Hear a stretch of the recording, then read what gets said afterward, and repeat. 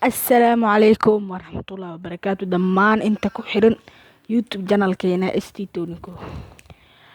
Ayaamahan waa mashquulnay aad iyo aad baan raargelinaynaa muuqaaladeeni barta ayaa kasii wadeynaa mashquul yar kadib muuqaaladeeni bartaas ayaa kasii wadeynaa waxaana ku dadaali doonaa in aan nii soo badino qisooyinka iyo waxyaabaha aad ininka faa'iido u leh. Maanta waa yaabantiin shaashada waxaana iga muuqda moos qoraalka ku dul qoran waxaa waaye sir qarsoon. Moos ayaa nii muuqda waa yaabantihiin talo mooska maanta wuxuu ka sheegi rabaa isdhiisiin. Badankeena moosku waa iska cunaa laakiin ma ogidin moosku wuxuu taro iyo wuxuu gudo. Badankeena moosku waa iska cunaa badarka ku cunaa qubkiisana waa iska tuurnaa.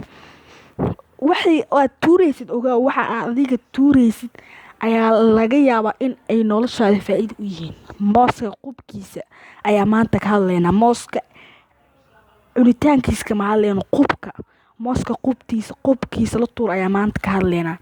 Badankeena Soomaalida waa laga yaabaa mooska qubkiisa inay tuuraan. Sir weyn ayaan ii sheegayaa. Mooska qubkiisa soo qabo wajiga marso. Mooska qubkiisa wallaahi uu bilaa oo talaa faa'iidadiisa daa aragtid weligaa ma tuuraysid.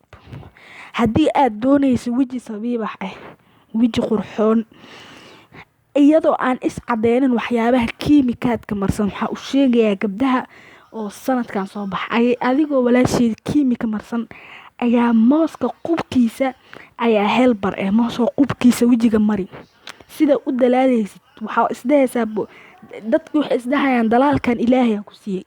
Mooska qubkiisa wajiga marso waa dalaalaysaa.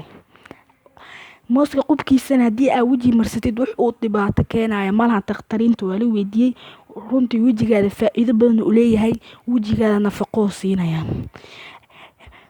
Wajigaada nafaqo siinaya faa'iido badan uu leeyahay haddii aad rabtid waji catuuti iyo waji qurux badan oo helbal fadlan ku dadaal mooska qubkiisa in aad maalin walba wajiga marsid hal maalin ayaa maalin walba. Wassalaamu calaykum waraxmatullaahi wabarakaatu.